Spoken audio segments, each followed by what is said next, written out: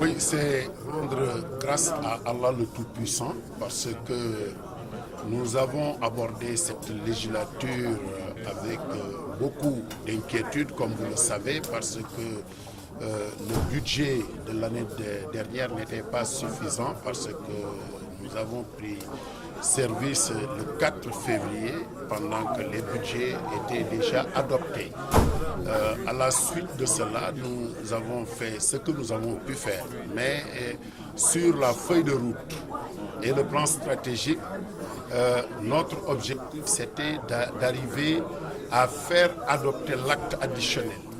Parce que c'était le combat du Parlement. Parce que vous n'êtes pas censé ignorer que quand on prenait le Parlement, il y avait 15 ans.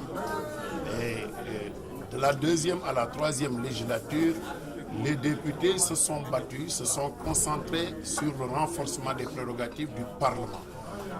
Ça n'avait pas abouti. Mais grâce à Allah, nous avons fait 10 mois et nous sommes parvenus à faire signer cet acte additionnel important qui nous a donné beaucoup plus de prérogatives. Ce que nous allons connaître du budget, que nous pourrions même donner des avis sur le budget, même si l'avis peut ne pas être engagé le Conseil des ministres. Mais sur beaucoup d'autres questions, nos avis sont obligatoires des fois, parce que c'est une saisine obligatoire et nos avis aussi sont contraignants. Donc, au regard de cet acte additionnel qui est entré en vigueur, nous avons beaucoup de travail. C'est la raison pour laquelle nous sommes venus examiner ce que nous devons faire, parce que la tâche elle est immense, elle est difficile, parce que tout le long de 2017 sera consacré à la reformulation du programme, c'est-à-dire nous devons travailler d'arrache-pied à mettre en œuvre l'acte additionnel, nos nouvelles missions pour le bénéfice des populations. Parce que actuellement, nous pouvons sentir que nous sommes un Parlement qui représente les populations, parce que nous serons consultés sur beaucoup de questions. Donc, nous félicitons et remercions le président de la conférence des chefs d'État qui avait, dès sa prise de service à Dakar, manifesté son engagement à faire bouger cet acte additionnel. Mais nous avons été soutenus par la commission, comme l'a dit le vice-président de la commission.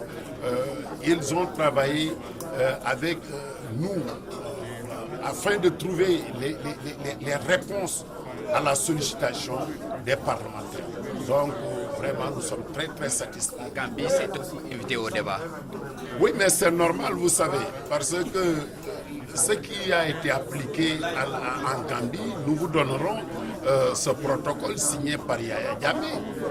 Et dans le protocole, il n'est plus acceptable qu'un chef d'État perdre des élections et s'accroche au pouvoir.